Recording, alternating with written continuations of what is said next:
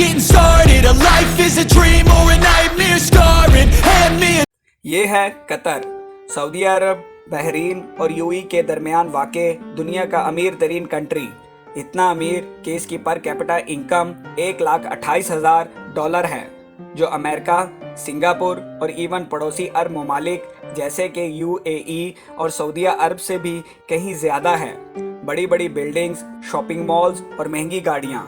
اسی لیے قطر کو مڈل ایسٹ کا ویگس بھی کہتے ہیں. قطر ہمیشہ سے ایسا نہیں تھا. چند سال پیچھے چلے جائیں تو قطر صرف ایک تپتا ہوا ریگستان تھا جس میں غربت اور بھوک کے علاوہ کچھ نہیں تھا. اور پھر یہ ٹرانسفارمیشن کیسے ہوئی اور جو ملک سارے عرب کنٹریز میں سب سے غریب تھا آج دنیا کا امیر ترین ملک کیسے بن گیا؟ اس کے پیچھے بہت ہی انٹرسٹنگ کہانی ہے، اور یہ کہانی باقی سارے عرب کنٹریز کی کہانی سے بالکل مختلف ہے. اس ویڈیو کے اینڈ تک آپ یہ بھی سمجھ چکے ہوں گے کہ کیوں سعودی عرب اور UAE قطر کو پسند نہیں کرتے، اور کیسے قطر آنے والے وقت میں بھی اپنے پڑوسی عرب ملکوں کے مقابلے میں زیادہ خوشحال اور محفوظ ہوگا. یہ کہانی شروع ہوتی ہے 1916 میں، جب قطر کے امیر عبداللہ الثانی نے برٹش کے ساتھ مل کر ایک ٹریٹی سائن کی، جس کے مطابق برٹش نے قطر کو کسی بھی زمینی یا سمندری حملے کی صورت میں ڈیفینڈ کرنا ہوگا، اور قطر بدلے میں اگلے 25 سال تک برٹش کالونی کا حصہ رہے گا، اور یہاں سے نکلنے والے ہر نیچرل ریسورس میں برٹن کا شیئر ہوگا. 1940 کو قطر میں پہلی آئل فیلڈ ڈسکور ہوئی. 1960 تک تیل کی کھوج اور اسے زمین سے نکالنے کا کام عروج پر تھا، اور قطر کے حالات آہستہ آہستہ بدلنے شروع ہو چکے تھے، مگر ابھی بھی کوئی زیادہ تبدیلی نہیں آئی تھی. لیکن پھر 1970 میں شیل آئل کمپنی نے اس کنٹری کا سب سے بڑا خزانہ دریافت کر لیا، نارتھ فیلڈ، دنیا کی سب سے بڑی نیچرل گیس فیلڈ. لیکن اس زمانے میں گیس کوئی بہت زیادہ پروفیٹیبل نہیں تھی. اس کی وجہ یہ تھی کہ گیس کو صرف پائپ لائن کے ذریعے ہی کسی دوسری جگہ بھیجا جا سکتا تھا، اور قطر گیس استعمال کرنے والے ملکوں سے اتنا دور تھا کہ وہاں تک پائپ لائن پہنچانا تقریباً ناممکن تھا. اسی وجہ سے شیل کمپنی بھی یہ فیلڈ ڈسکور کر کے بھول گئی، اور یہ ڈسکوری آفیشیل ڈاکومنٹس میں ہی دب گئی. 1971 میں قطر کو برٹش سے آزادی مل گئی اور وہ ایک آزاد ملک بن گیا.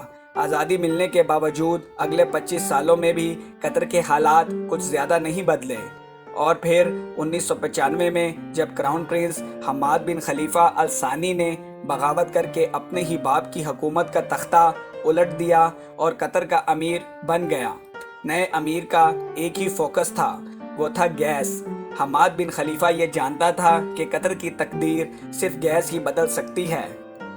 اسی لیے اس نے ایک بہت ہی ریئر ٹیکنالوجی گیس لیکویفیکیشن میں انویسٹ کیا. لیکویفیکیشن ایک ایسی ٹیکنالوجی ہے جس میں گیس کو لیکوڈ فارم میں کنورٹ کیا جاتا ہے، تب اسے آئل کی طرح شپ میں دوسرے کنٹری تک پہنچایا جا سکتا ہے. اس سارے پروسیس میں گیس کو 161 ڈگری پر ٹھنڈا رکھنا پڑتا ہے. اس پروسیس پر قطر نے ساری انویسٹمنٹ کر دی، اور آج وہ LNG کا سب سے بڑا ایکسپورٹر ہے. قطر سے گیس امپورٹ کرنے والے کنٹریز میں Japan, India, China, south Korea اور اسپین شامل ہیں. بلین آف ڈالرز قطر میں آنا شروع ہو گئے. لیکن قطر کی تقدیر بدلنے کی ایکویشن میں یہ تو صرف ایک چھوٹا سا حصہ تھا، کیونکہ نیچرل ریسورسز تو بہت سی کنٹریز کے پاس ہوتے ہیں، انہیں ایکسپلائٹ بھی بہت سے کنٹریز کر لیتے ہیں، مگر اصل مسئلہ آتا ہے ان ریسورسز سے آنے والے پیسے کو ری انویسٹ کرنے کا. ورنہ وینزویلا اور انگولا کا انجام ہمارے سامنے ہے. یہی وہ جگہ ہے جہاں قطر باقی کنٹریز پر بازی لے گیا. قطر نے 2005 میں قطر انویسٹمنٹ اتھارٹی کے نام سے ایک کمپنی بنائی، جس کا مقصد تھا تیل اور گیس سے آنے والے پیسے کو پوری دنیا میں انویسٹ کرنا. اور اسی لیے آج دنیا کے ہر بڑے ملک اور ہر بڑی کمپنی میں آپ کو قطری انویسٹمنٹ نظر آئے گی، چاہے وہ لنڈن کے بڑے بڑے ہوٹلز، آفیسز، بلڈنگز، اپارٹمنٹس ہوں، امریکہ کے بڑے بڑے آفیسز ہوں، یا پھر ملٹی نیشنل جیسے کہ واکس ویگن اور بارکلیز بینک، شیل، टिटनीफो एंड कंपनी या फिर रोसनेफ्ट रशिया की सबसे बड़ी कंपनी, इन तमाम कंट्रीज़ और कंपनीज़ में कतर की हैवी इन्वेस्टमेंट्स हैं, लेकिन ये भी कतर की टोटल इन्वेस्टमेंट्स का छोटा सा हिस्सा है। इसके अलावा Qatar billion of dollars road, airports, research centres और फाइनेंशियल सेंटर्स पर लगा चुका है। इवन अभी फीफा वर्ल्ड कप, जो कि शायद दुनिया में स्पोर्ट्स का सबसे बड़ा इवेंट है, वो भी कतर में ही हुआ है, क्योंकि ऐसे ही state of the art stadiums पूरे अरब में सिर्फ कतर के पास हैं। इन सारी इन्वेस्टमेंट्स का मकसद है ऑयल और गैस के अल्टरनेटिव इनकम रिसोर्सेज ढूंढना। अब ये तो थी कतर की इकोनॉमिक साइड। दूसरी तरफ इंटरनेशनल पॉलिटिकल इन्फ्लुएंस हासिल करने के लिए कतर ने दुनिया का सबसे बड़ा अरब मीडिया नेटवर्क शुरू किया, जिसे आज हम अल जजीरा के नाम से जानते हैं। असल में बहुत सालों तक कतर सऊदी अरब के कंट्रोल में था और नए अमीर खलीफा बिन हम्माद अच्छी तरह जानते थे कि अगर कतर ने दुनिया में एक मकाम बनाना है तो इसीलिए उसकी एक पहचान होना बहुत ज़रूरी है। पूरी दुनिया तक कतर की आवाज़ और इसका नैरेटिव पहुंचाने में अल जजीरा ने एक बहुत ज़बरदस्त रोल प्ले किया है। 2010 की अरब स्प्रिंग के दौरान अल जजीरा वो वाहिद चैनल था जिसने प्रोटेस्ट को ऑन एयर किया और इसकी वजह से सऊदी अरब और दूसरी कंट्रीज से इसे ज़बरदस्त क्रिटिसिज्म का सामना भी करना पड़ा। अल जजीरा का इन्फ्लुएंस इतना ज़्यादा है, 2017 में जब सब अरब कंट्रीज़ ने कतर का बाइकआउट किया तो इसको ख़त्म करने के लिए जो सबसे पहली डिमांड की गई थी वो थी अल जजीरा को बैन करना।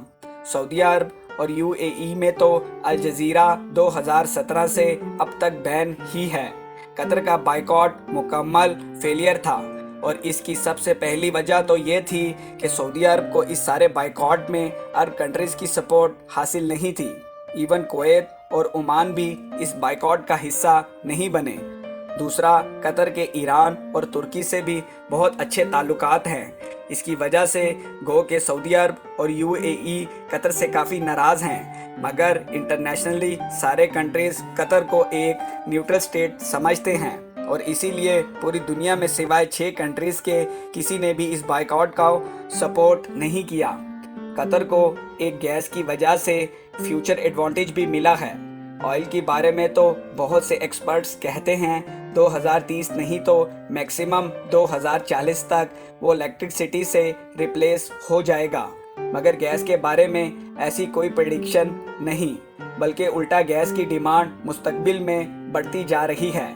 अभी रिसेंट यूक्रेन रशिया वॉर में रशिया की जानिब से गैस पाइपलाइंस की ब्लॉकेज के बाद कतर गैस की डिमांड 10 गुना बढ़ गई है, क्योंकि अब यूरोपियन कंट्रीज़ भी गैस के लिए कतर से राब्ता कर रहे हैं और ये डील कतर को और अमीर बना देगी।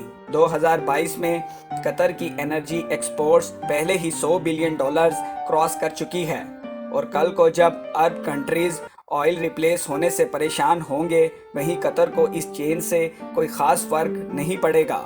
अब कतर में सब कुछ अच्छा भी नहीं है और रिसेंटली वहाँ पर लेबर क्लास की कंडीशन को लेकर काफ़ी सवाल भी उठाए गए हैं, लेकिन स्टिल कतर बाकी अरब ममालिक के मुकाबले में काफ़ी ओपन स्टेट है, जहाँ मीडिया की आज़ादी है, इकोनॉमिक कंडीशंस बेहतर हैं और फ्यूचर प्लानिंग भी होती है।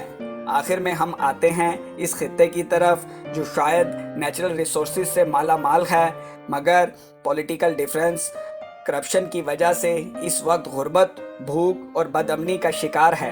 कतर की आबादी का 60% साउथ एशियंस हैं, इंडियन, पाकिस्तानी, बांग्लादेशी और नेपाली कतरी पॉपुलेशन का सबसे बड़ा ग्रुप है। दूसरी तरफ न जाने कब इस सब कॉन्टिनेंट के लोग ये फैसला करेंगे कि हमें अपने कंट्रीज़ को कतर और नॉर्वे की तरह ऊपर लेकर जाना है। आप लोगों के प्यार भरे कमेंट्स और लाइक्स का बहुत बहुत शुक्रिया।